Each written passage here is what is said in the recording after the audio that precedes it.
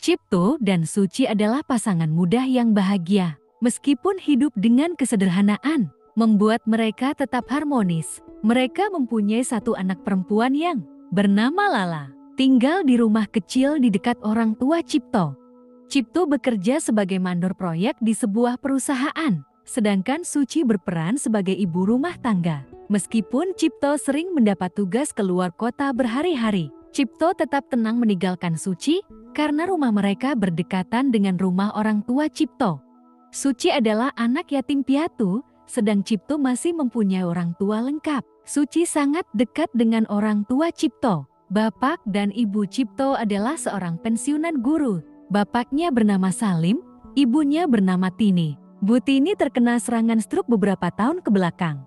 Suci setiap hari selalu menghantarkan makanan ke rumah mereka. Karena Bu Tini yang sudah tidak bisa mengerjakan pekerjaan rumah. Bahkan Suci pun mencucikan baju mereka. Saking dekatnya Suci dengan orang tua Cipto, Suci seperti anak sendiri. Tapi kadang ada yang membuat Suci sedikit tidak nyaman. Sikap ayah mertuanya yang genit dan suka asal pegang. Tapi Suci berpikir, mertuanya sudah menganggap dia seperti anaknya. Sampailah di sebuah kejadian, Cipto ditugaskan perusahaan untuk ke Papua. Membangun sebuah jalan dan gedung di sana, akan tetapi proyek ini bakal selesai cukup lama.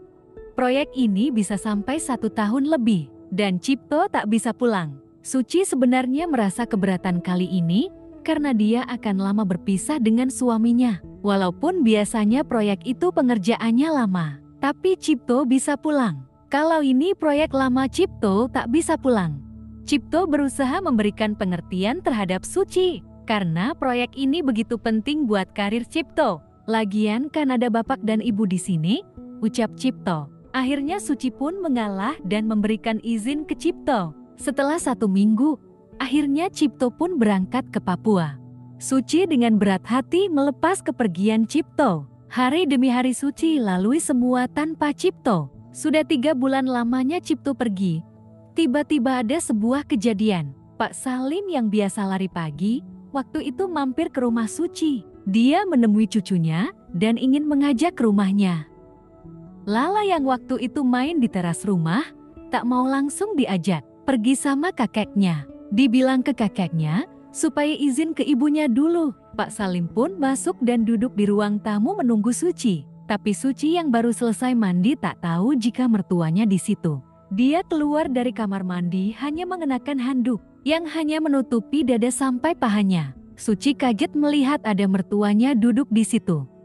Bapak, ucap Suci karena kaget. Pak Salim pun langsung menengok ke arah Suci. Pak Salim hanya terdiam melihat kondisi Suci yang seperti itu.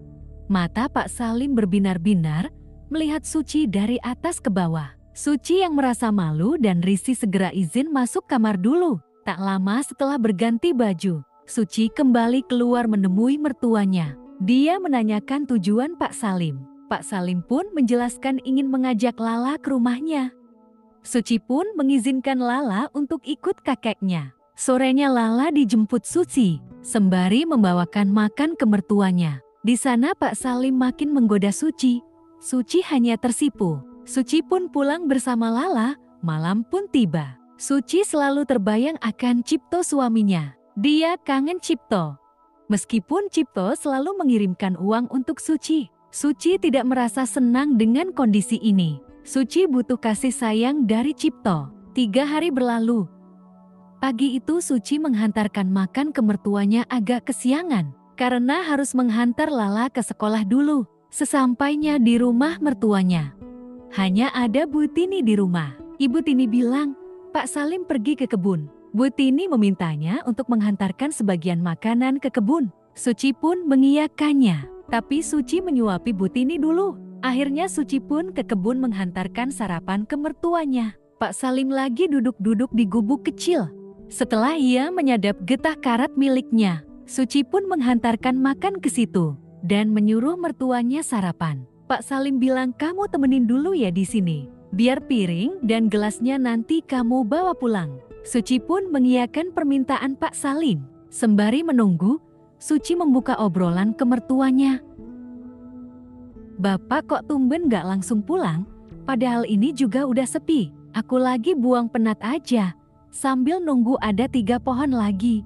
Jawabnya. Pak Salim pun melanjutkan obrolan, menanyakan tentang Cipto. Suci pun menjawab dengan nada lemas. Pak Salim merasa ada sesuatu. Kamu kenapa? Sepertinya ada beban yang kamu simpan. Tanyanya. Suci masih mencoba menutupinya.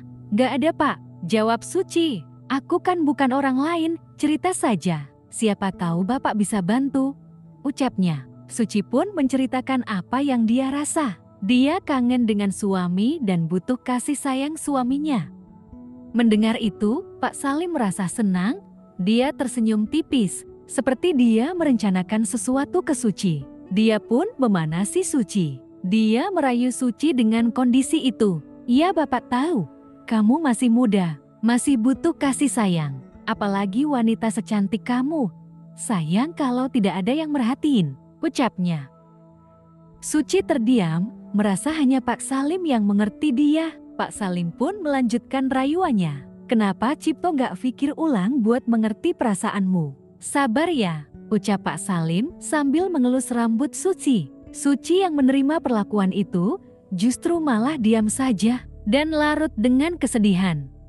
Melihat Suci yang seperti itu Pak Salim makin senang. Bapak pasti bantu, sayang wanita secantik kamu dibiarkan seperti ini, ucapnya sambil terus mengelus rambut Suci. Suci yang sudah lama tidak mendapatkan kasih sayang, akhirnya luluh dengan omongan Pak Salim. Waktu berlalu saat Pak Salim main ke rumah Suci. Dia makan dulu sebelum beraksi. Ternyata ada yang menggetok pintu. Suci dan Pak Salim kaget terdengar suara Cipto. Suci pun panik tapi Pak Salim tetap tenang dan melanjutkan makan. Pak Salim menyuruh Suci membukakan pintu. Ternyata benar itu Cipto.